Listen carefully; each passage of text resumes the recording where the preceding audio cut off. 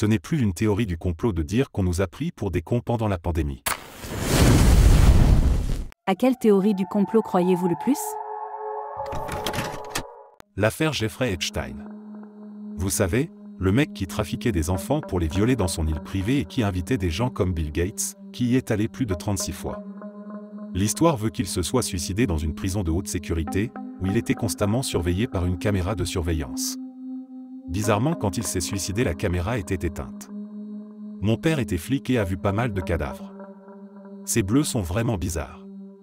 Il serait logique que la corde remonte le long de sa gorge lorsque plus de poils l'entraînent vers le bas, mais les marques sur le devant de sa gorge sont trop fines pour un nœud coulant fait à partir de vêtements. Les suicides par pendaison présentent des ecchymoses différentes selon l'instrument utilisé, et celui-ci semble beaucoup trop fin, presque comme un fil de fer.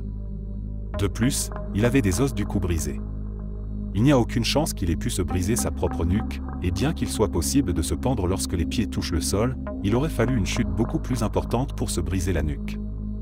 De plus, pourquoi les caméras ne fonctionneraient-elles pas à ce moment précis? Pourquoi n'était-il pas surveillé par un agent en permanence, juste au cas où, alors qu'il savait pertinemment qu'il aurait pu être une cible de grande valeur pour certaines personnes? Juste avant de se suicider, Jeffrey avait fait un accord avec les détectives et il allait leur donner la liste des personnes qui utilisaient ses services. Et il s'est justement suicidé juste avant d'être censé la remettre? Maxwell, sa femme et complice, ferait mieux d'avoir un garde armé sur elle à tout moment. Il est assez étonnant de constater à quel point les médias ont enterré l'affaire Epstein. Depuis des années, des théories conspirationnistes font état de réseaux de trafic d'enfants impliquant des hommes politiques et des célébrités. L'affaire Epstein a essentiellement confirmé ces théories, et tout le monde l'a oublié en l'espace d'un mois. C'est complètement fou. Les gens disent que l'histoire n'a pas été enterrée. Ce que je veux dire, c'est que l'histoire est en fait énorme, puisqu'elle implique essentiellement des politiciens et des célébrités liées à un trafiquant d'enfants. Les médias, cependant, ont fait de leur mieux pour l'occulter. Par exemple, ils se sont davantage concentrés sur le procès de Johnny Depp que sur celui de Ghislaine Maxwell. Justin Trudeau, Premier ministre du Canada, est en réalité le fils de Fidel Castro. Tout d'abord, Justin ressemble à un jeune Fidel, évidemment, et n'a rien à voir avec Pierre Trudeau. De plus, la rumeur veut que Pierre et Margaret Trudeau aient pratiqué l'échangisme. Ils étaient à Cuba au début de l'année 1971, vers février ou mars, et Justin est né à Noël de la même année, soit environ 9 mois plus tard. Cela fait des décennies que nous avons des voitures capables de fonctionner avec des sources de carburant alternatives, mais à chaque fois, les compagnies pétrolières et gazières ont stoppé les progrès. Au début des années 60, Chrysler a mis au point une voiture à turbine capable de fonctionner avec n'importe quel combustible. Chevrolet a expérimenté les voitures électriques avec l'électrovert au milieu des années 60, qui avait une autonomie de 40 à 80 miles.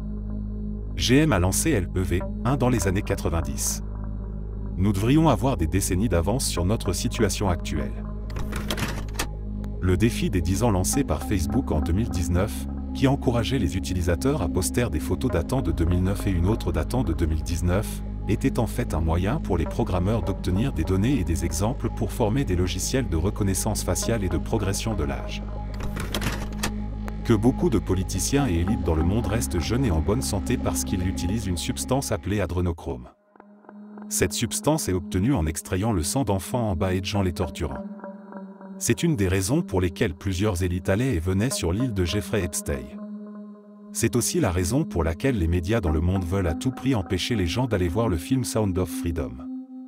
Ce film parle du trafic d'enfants dans le monde et pourtant les médias le critiquent en disant que c'est un film d'extrême droite. Le terme de complotisme a été créé par la CIA suite au meurtre de JFK. Ils l'ont clairement tué, tout comme ils ont fait pour d'autres personnages qui changeraient le cours de l'histoire des États-Unis.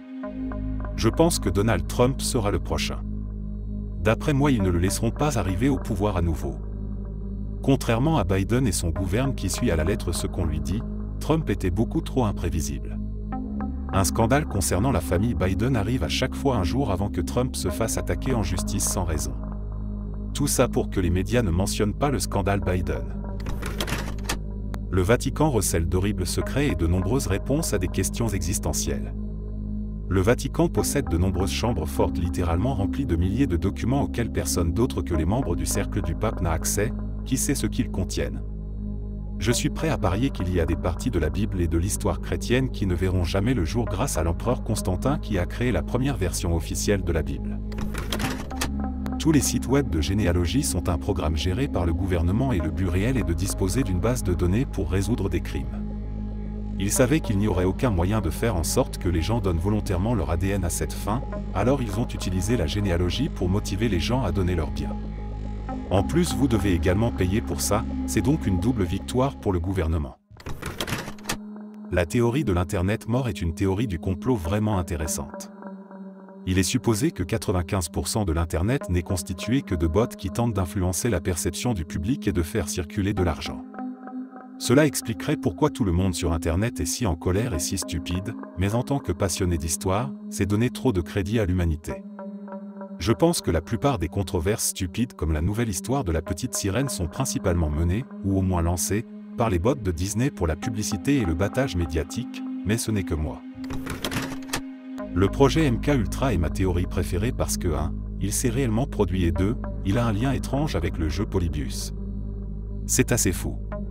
Pour faire court, MK Ultra était un projet de la CIA visant à développer des techniques de contrôle et de programmation de l'esprit. Ils ont notamment empoisonné plusieurs personnes à travers le monde avec du LSD et d'autres drogues dans le genre pour pouvoir les contrôler. Enfin, il y a la théorie de la suprématie du dollar, selon laquelle l'Amérique a utilisé le 11 septembre pour justifier l'invasion de l'Irak parce qu'il utilisait des euros pour acheter et vendre du pétrole au lieu de dollars. Cela semble tellement plausible que je ne peux m'empêcher d'y croire. Je ne pense pas qu'il s'agisse d'un coup monté de l'intérieur, mais plutôt que le gouvernement cherchait une excuse pour entrer là-dedans et échanger quelques trucs pendant que tout le monde se sentait patriote. Le monde est dirigé par une petite élite de connards hyper riches qui possèdent tous les médias et qui, par ce biais, contrôlent la perception de la réalité par le public. C'est tout à fait vrai. C'est pourquoi les médias se concentrent sur tant de conneries, alors que les vraies nouvelles sont intentionnellement enterrées pour que les gens ne se concentrent pas sur la façon dont l'élite baisse tout le monde et maintient les gens les uns contre les autres. Les microplastiques rendent les gens plus bêtes. Ce sont des perturbateurs hormonaux et les hormones contrôlent tout ce qui se passe dans votre corps. Je ne sais pas si c'est aussi fou que cela, mais je suis convaincu à 100% que le principal cas d'utilisation des NFT est le blanchiment d'argent. C'est parfait, personne ne peut dire que cette photo d'un singe ne vaut pas 10 000 $. Contrairement à l'art, on peut en faire autant que l'on veut. Je suis à peu près certain que c'est la raison pour laquelle la série de NFT de Trump s'est vendue en une seule journée. Non pas parce que de nombreuses personnes stupides en ont acheté un seul pour elles-mêmes, mais parce que c'est un moyen de jeter une grosse somme d'argent par-dessus une clôture en échange de quelque chose, dont vous ne pouvez pas prouver qu'il ne vaut pas cette somme d'argent.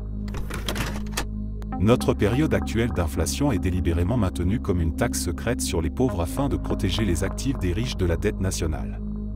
Ce n'est pas un secret, regardez le tableau qui montre la quantité de monnaie imprimée par année. C'est la chose la plus absurde que j'ai jamais vue.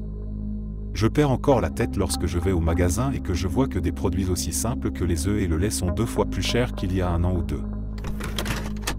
Ils ont forcé les gens à retourner dans les bureaux malgré l'augmentation de la productivité, la diminution des frais de garde d'enfants, et le temps perdu à faire la navette, parce que les propriétaires immobiliers de ces baux ne sont pas contents.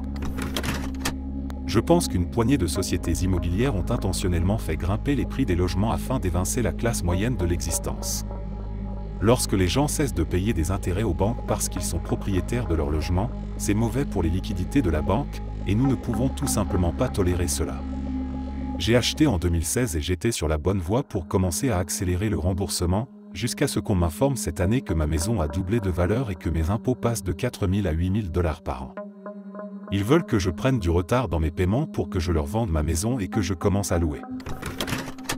Les médias publics ne sont plus qu'une machine de propagande à grande échelle. Grande partie de ce qu'ils nous disent ou montrent a été décidé par des élites qui veulent vous influencer de telle ou telle manière. Tout ce que vous voyez dans les journaux ou à la télé, posez-vous la question, que veulent-ils me faire croire? Ils font ça depuis bien longtemps. Même le concept du petit déjeuner traditionnel ou la pyramide des aliments a été créé de toutes pièces grâce à des fausses études par des médecins payés par l'État. La véritable conspiration contre le stevia. Les lobbyistes du sucre ont réussi à faire interdire le stevia aux États-Unis il y a plusieurs dizaines d'années à l'aide d'une presse mensongère et négative.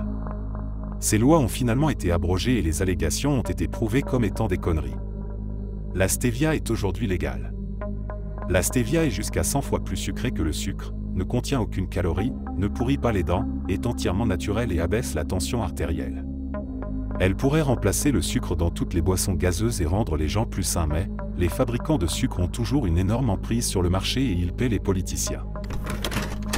Les grandes entreprises, soutenues par des politiciens à leurs bottes, ont pour projet de créer une société de personnes solitaires, amères et divisées qui dépenseront de l'argent, qui proviendra bientôt de l'aide sociale plutôt que des salaires, pour combler le vide de leur vie.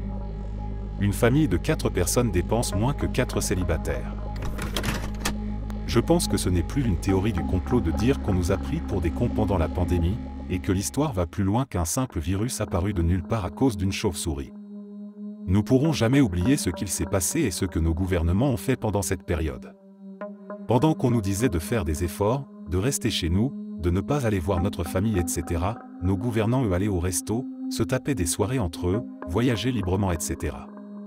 Certains ne sont même pas vaccinés alors qu'ils ont forcé tout un pays à prendre un vaccin qui de 1, n'arrête pas la propagation du virus comme ils le disaient, et de 2, qui cause des terribles effets secondaires.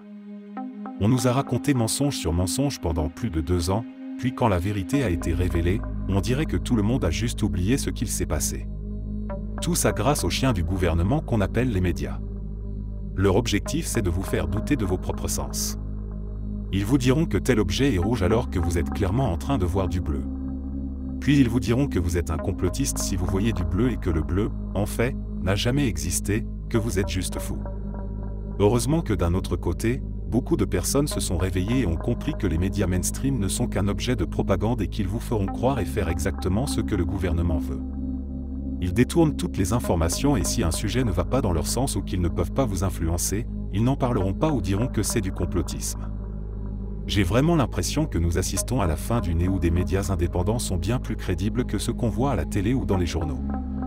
Plus personne ne croit à ce qu'ils disent dans le téléjournal, sur les réseaux sociaux, certains journaux ne veulent même plus rester sur Twitter à cause des commentaires qui invalident leurs articles par des simples recherches ou des arguments logiques. C'est beau à voir. Merci d'avoir écouté jusqu'à la fin, n'hésitez pas à vous abonner et à aimer la vidéo si vous croyez à au moins une de ces théories. À la prochaine vidéo.